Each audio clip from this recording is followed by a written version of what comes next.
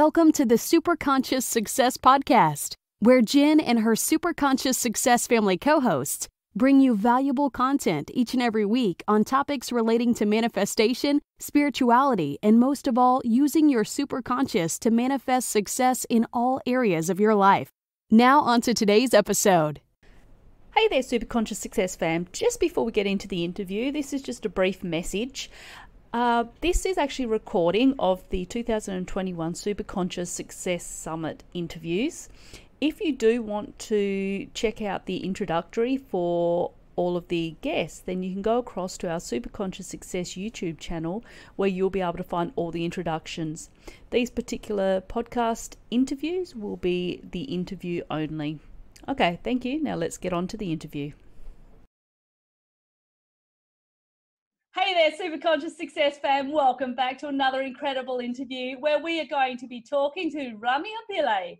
Now, Ramya, if you have not yet checked out, we did an introductory video, as I do with all of my speakers. If you have not yet heard it, how about you head across the Superconscious Success YouTube channel and check it out. So today we're actually going to be talking about one of our favorite topics, being that of energy, and utilizing energy to be able to manifest, and utilizing the energy of the moon, which is something that both of us are very passionate about. And so I was very excited to have Ramya on here to discuss this topic. So hey Ramya, how are you? Hey, and hello everyone. This is great. I am so excited. I'll be flying off the walls soon. It is so great to have you here, Ramya, because we have got so much content that we would like to cover, and it's such an important topic because it's important for people to begin to understand energy and why really getting in touch with our energy is so important. So I'm going to ask you if we can start off by just talking about what energy is and why it is so critical that we really manage our energy to begin to manifest. Wow, now that is $1 million question, because if we had like a universal definition of energy, like, you know, we have the laws of Newton, the whole world would be in such a different place because we would all be using it. You know, it would just be, oh, that's just how it works. So, so back in 2012, when I started my journey with energy, I began as a skeptic. I mean, that's the story of my life. I am always a skeptic. You know, if you tell me something, I have to go and really delve into what it is. And so I actually have two ways in which my mind relates to energy.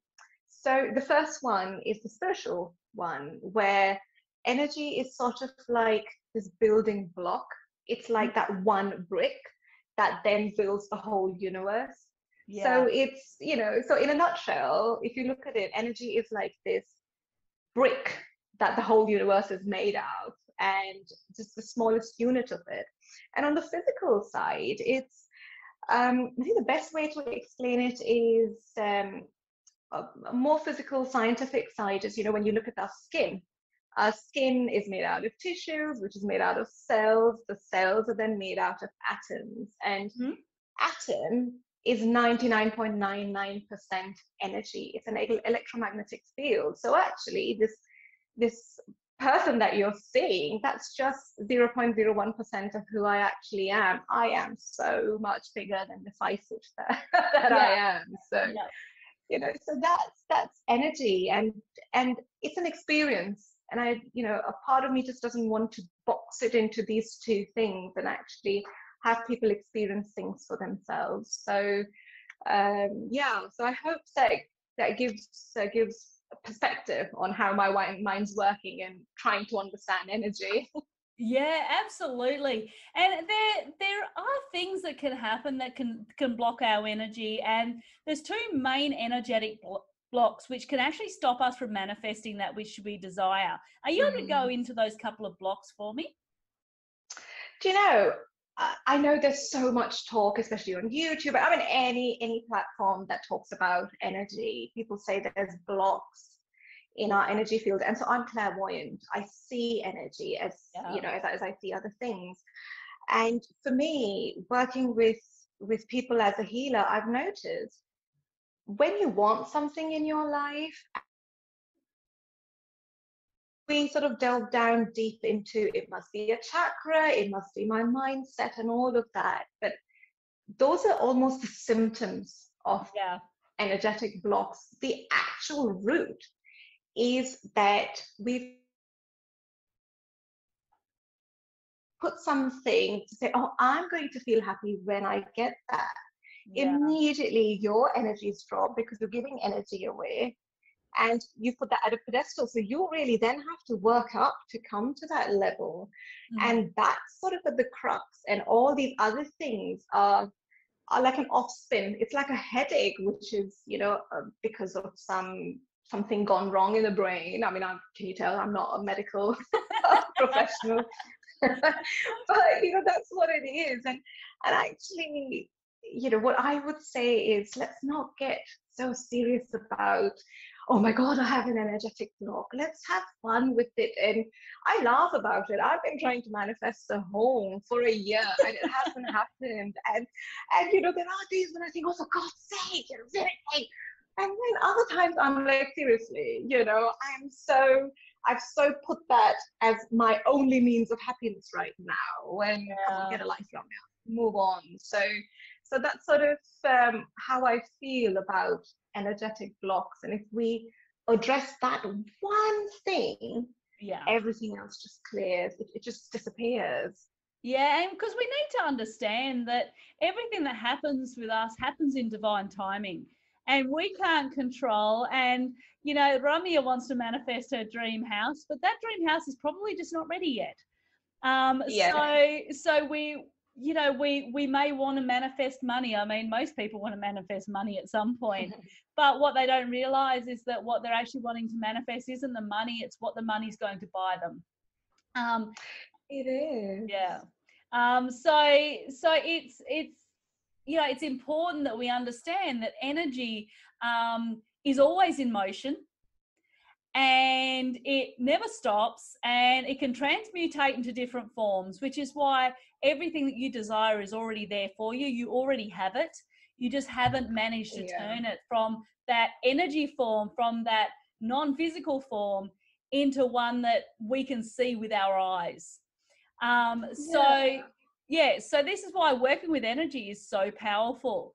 And when we talking about that, we talk about the receptive mode, and we talk about why it's so important. Yeah, can I just quickly add something to what you were saying? Because, one of the things that I find is we take it personally. When something doesn't manifest, it's like, I must have done something wrong, or there's something wrong with me. And what that does is, when we're talking about the pedestal, vibrations, it keeps going higher, and you keep lower, and it's harder to then come back up, and that's where the struggle happens. So nothing personal. Go easy on yourself. Go easy on yourself, and remember, it will happen when it's meant to happen. So keeping the energy high and the vibration high is the key to being able to bring all of that into physical form. So when we go into the receptive mode, and I find that we have a real hard time receiving. We may say that we want something, but when something comes along, especially I've found that people have a real hard time receiving such simple things as compliments, which is really interesting, because the amount of people that, I like to give compliments, and I like to stay in as high a vibration as I can. And some people find it really uncomfortable, and they find it uncomfortable to actually get into that receptive mode. So can you go into being in the receptive mode and why it's important to be in the receptive mode when you first wake up in the morning? Yeah, good question. And I so could relate to what you were saying about the compliment, because I mean, give me a compliment and, I would just melt down. I think, oh my God, no, not me, surely not. Yeah. And something that I've really had to work on. So if anyone that's watching that wants to pay me a compliment, feel free.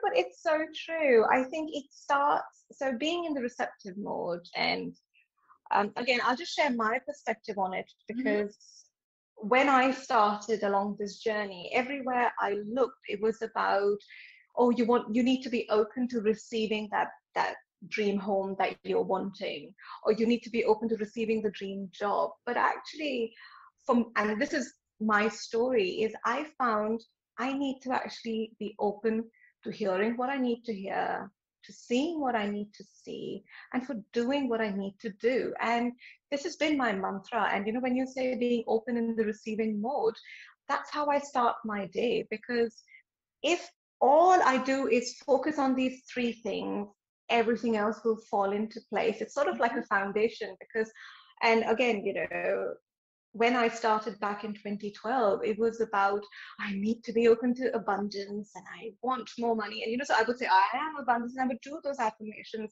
and they are great. They work.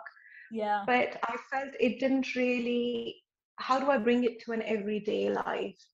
And so when, what you sort of spoke about the compliments, when someone would give me a compliment, it was, oh yeah, I need to hear what I need to hear. I need to be open to hearing what I'm hearing. So whether it's a compliment or someone criticizes me, I'm open, and it opens my heart. And this is your most powerful chakra, your energy center to manifest. So once you open that, and once you're open in your mind, you actually notice those little dribbles. Because having manifested quite a few things in my life, I find, at least for me, manifestation comes in little dribbles.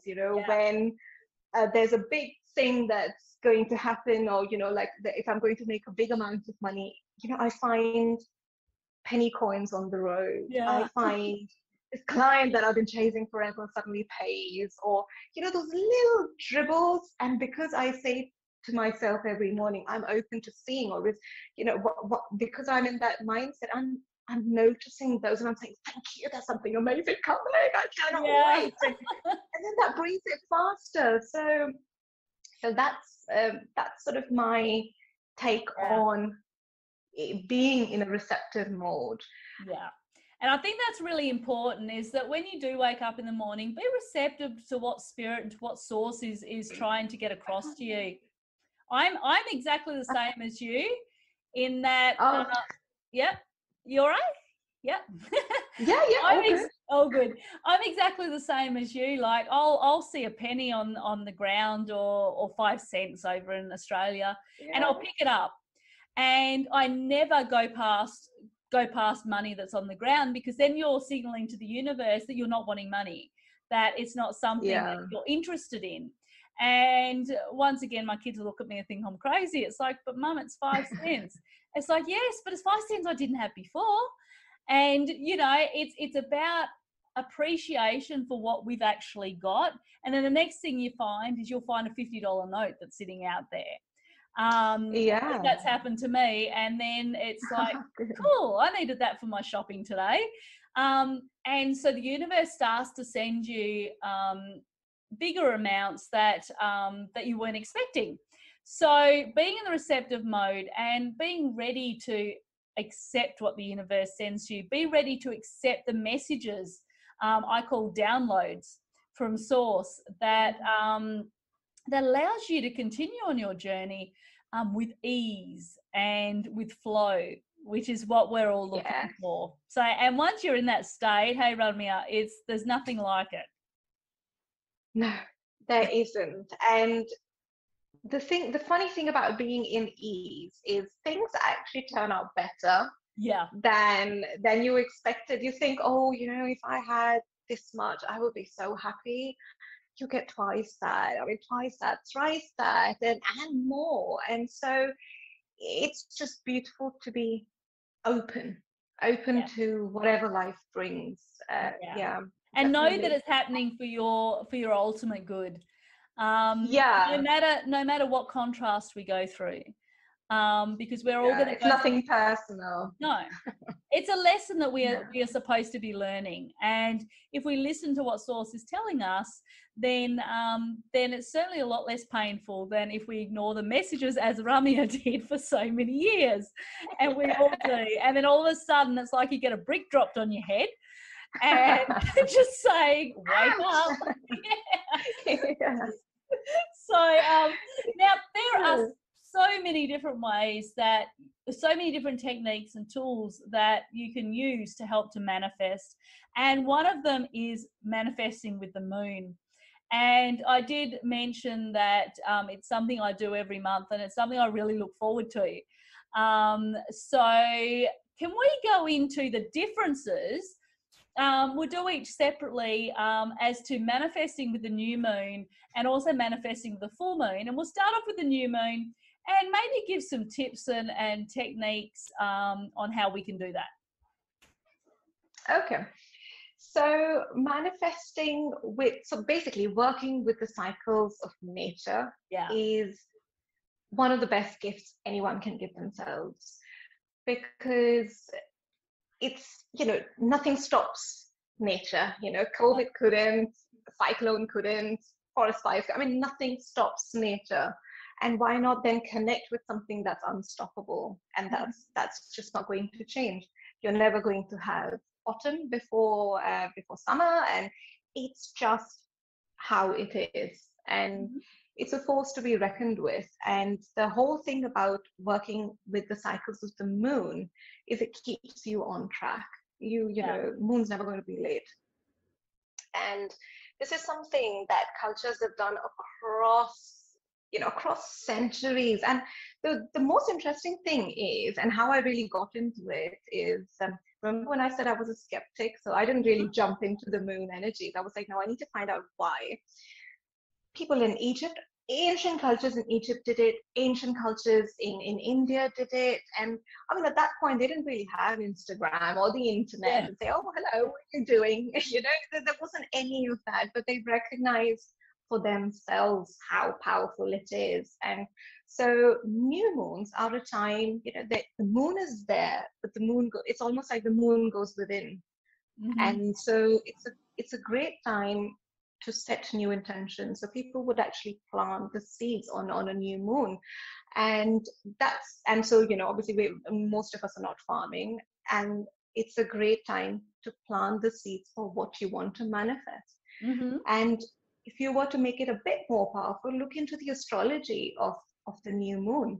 So for instance, if the moon is, if say the new moon was in Leo, Leo is this generous sign. It's this sign of, whoa, look at my mane, here I am, people. It's that sign of being visible.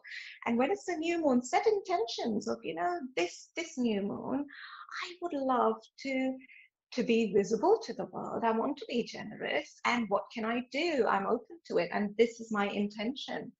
And what it does is, as Jen and I were talking about earlier, it's like this cosmic fridge.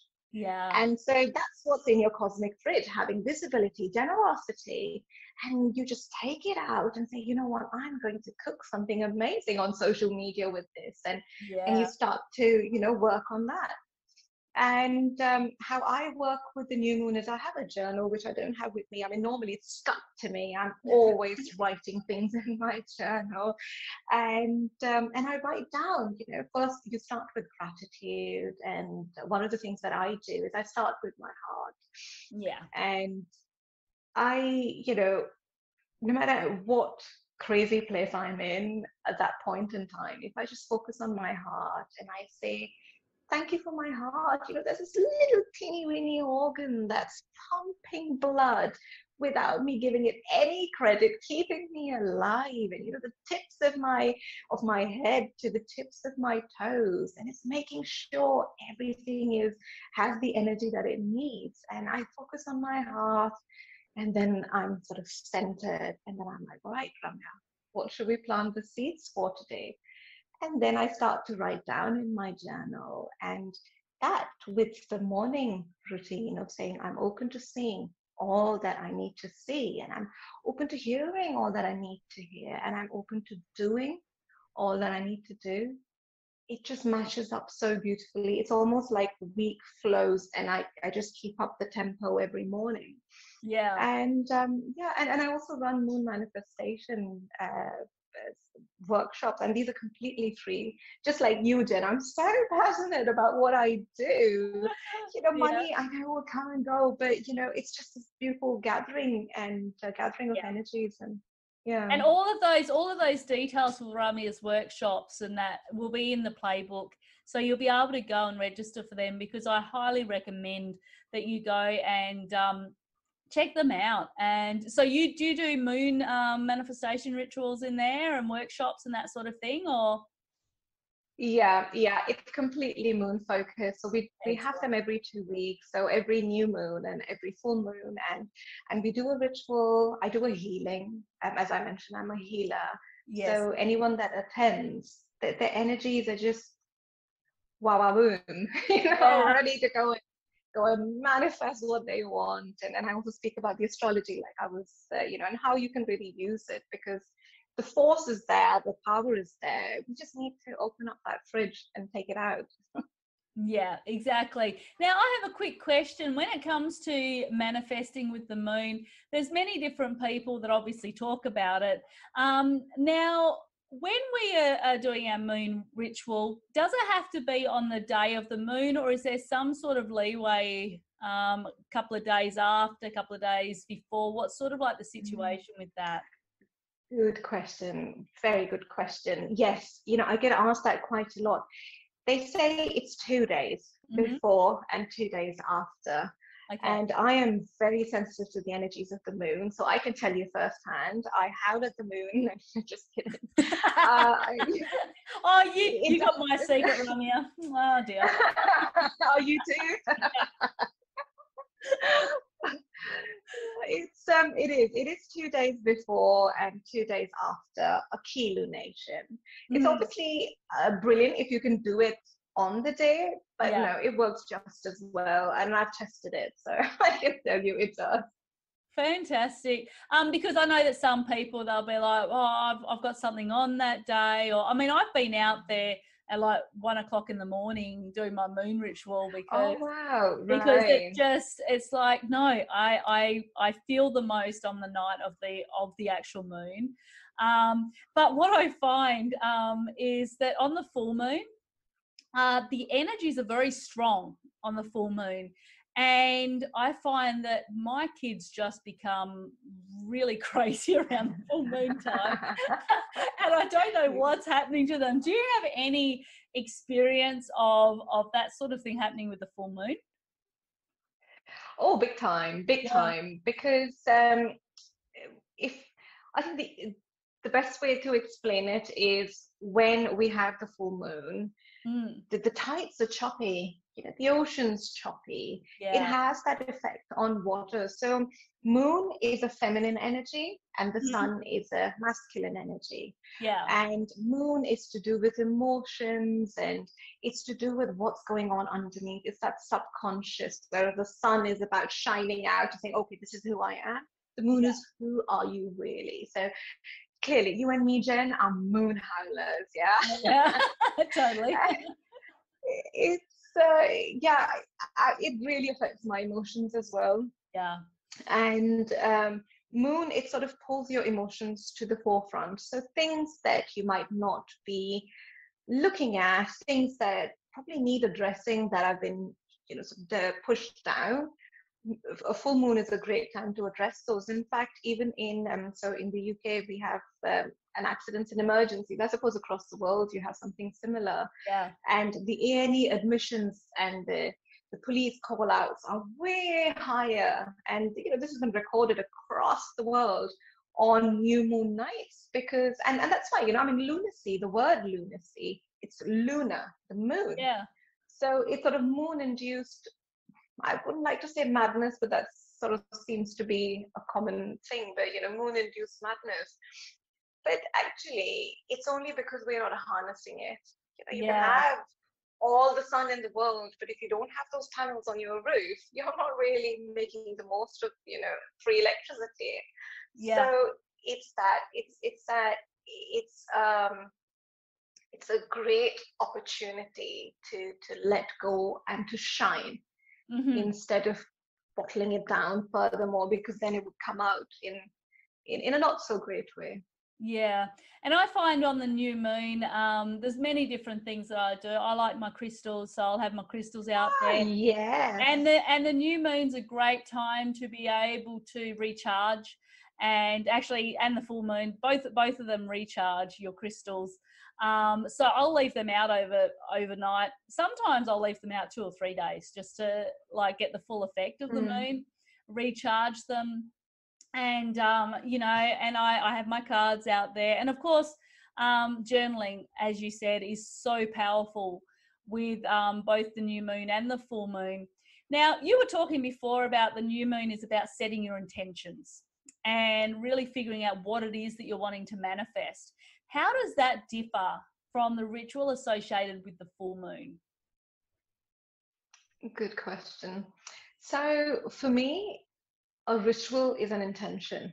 Yeah. And a ritual is, you can make anything your ritual. There are people in my manifestation group who make, they have altars, they have crystals, and it's quite it's a personal thing. What do you call it? It's such a personal thing. And we, my pro tip is, don't fall into, oh, I need to do this. I think when you fall into, I need to do this, you lose a little bit of the essence. So I, tap into, what do I feel like doing today? This full moon or this new moon, and it will guide you. Even if it's the silliest thing, it's perfectly fine, as long as you set the intention, and that's the most important thing. And with the new moon, I do journaling, and so for me, I usually keep my crystals out on a full moon night. Yeah. But again, like you said, you do it new moon, full moon. It's all to do with the energy and what you'd like it to do for you. The full moon is time for harvest. We have the harvest moon once a year, and what the full moon does is, things that you've manifested, that things that you laid the seeds for, you planted the seeds for in the past sort of 9 to 18 months, they harvest at the full moon. And so usually on a full moon, I spend a lot of time in gratitude, because I know there are things, and again, this is the beauty about my having a journal, because then I'm going through my journal and really finding out, oh, actually, this is what manifested. That I laid the seeds. I keep saying laid the seeds. I planted the seeds back then, and this is what's happened. And because when we're in that whole, oh, I want this, and then it happens, and you're like, oh, yay, and then you forget it, and then you're like, oh, you move on to the next thing, and you say, oh, I want this. But it's actually quite nice to take that time out to say, oh my God, yeah, that happened. And so that's the beauty of the full moon. And the other thing is, where I was talking about the energies being so strong, and the oceans being so choppy, and we're 70% water, so it has that effect of bringing our emotions to the forefront. It's a great time to love yourself, because I know we speak a lot about releasing, but what better way to release than with love? So in fact, for our previous full moon, we've done this Ho'oponopono ritual, where we actually send love. I said, I love you, to my head, and to all across. You work through your body, you work through your energy, and through love, you just release automatically whatever it is that doesn't serve you.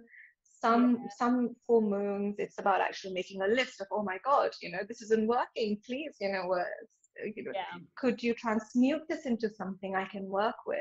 So it's a whole world out there. It's a whole moon out there to tap into. Absolutely. And I've actually utilized the energies of the full moon to release negativity, to release if you're having trouble forgiving somebody, or you're holding onto something, then the full moon is a great time to release that. I've written letters to people and burnt them. And then it's amazing how the energy actually releases all of those feelings of, disappointment or anger or whatever you're feeling. So I find the full moon is fantastic for that. And using it as a way to, as the time that you actually sow what you actually reap what you've already sowed. So new moon, you sow it, and then full moon, you reap it. And that's fantastic. That's a great difference. But I really like what you said about the rituals. They're so personal, and what you Yeah. choose to do on that ritual is entirely up to you and what your higher self is guiding you to do. Just because I use cards or I use crystals doesn't mean that's going to resonate with you. Sometimes what I'll also do is I'll also use some white sage, Mm. and use different fragrances, depending on how I'm feeling that particular month. And I think that's what's important, as Ramya said, was go with what feels right to you and what's personal to you. Yeah, yeah, there's absolutely no right or wrong in anything to do with energy, as long as you have the intention to heal or to bring something into the universe that you like. Just make it your own. I've That's been my journey of just being curious about it. And my the thing that I work best with is, oh, should I do this, should I not, is, does it make me feel happy, does it expand my energy, or does Yeah. it shrink it down? And that is the only sort of deciding thing that I use to make any decisions. So play with it. I think that's the most important thing. Exactly, and figure out what makes you feel good and what doesn't make you feel good, and that will be a really good indicator as to whether it's actually your higher self talking to you or whether it's your Hmm. ego talking to you. Yeah. So that's fantastic. I'm really excited. I'm going to actually head across to your moon manifestation sessions because I love to connect with groups of people that are interested in the same stuff as what I am.